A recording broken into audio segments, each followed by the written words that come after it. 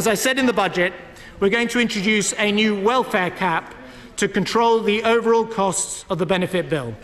We've already capped the benefits of individuals, and now we cap the system as a whole. The cap will be set each year of the budget for 4 years. It will apply from April 2015.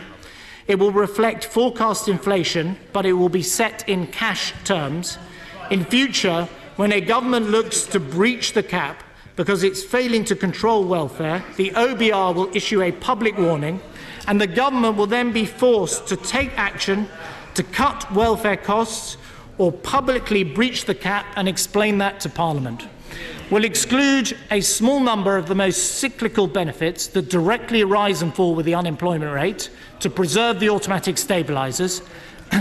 Housing benefit, tax credits, disability benefits and pensioner benefits will all be included, but the state's pension will not be.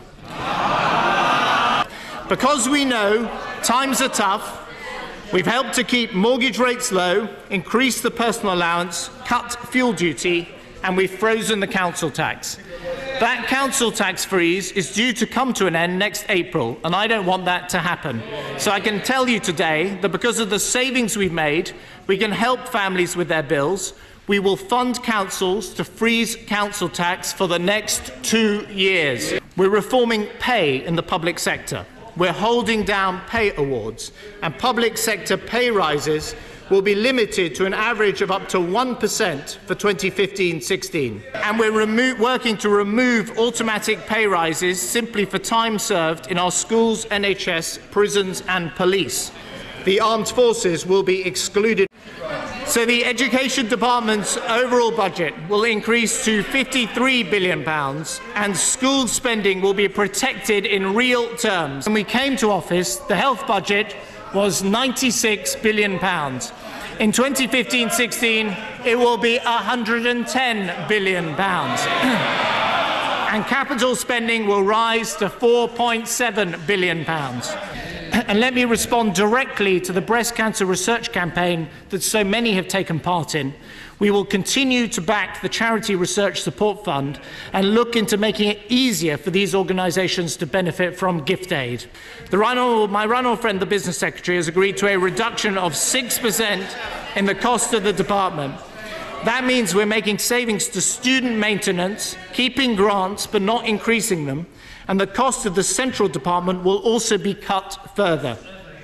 But this means that within this reduced budget, we can put more money into apprenticeships and continue with the dramatic increase in support we've provided to exporters through UKTI. Scientific discovery is first and foremost an expression of the relentless human search to know more about our world, but it's also an enormous strength for a modern economy. From synthetic biology to graphene, Britain is very good at it, and we're going to keep it that way.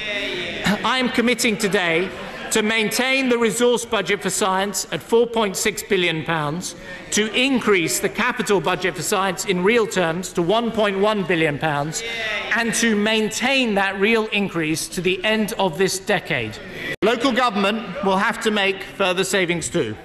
My right honourable friend, the Community Secretary, has set an example to all his colleagues in reducing the size of his department by 60% and abolishing 12 quangos. He is the model of lean government. And he's agreed to a further 10% saving in his resource budget.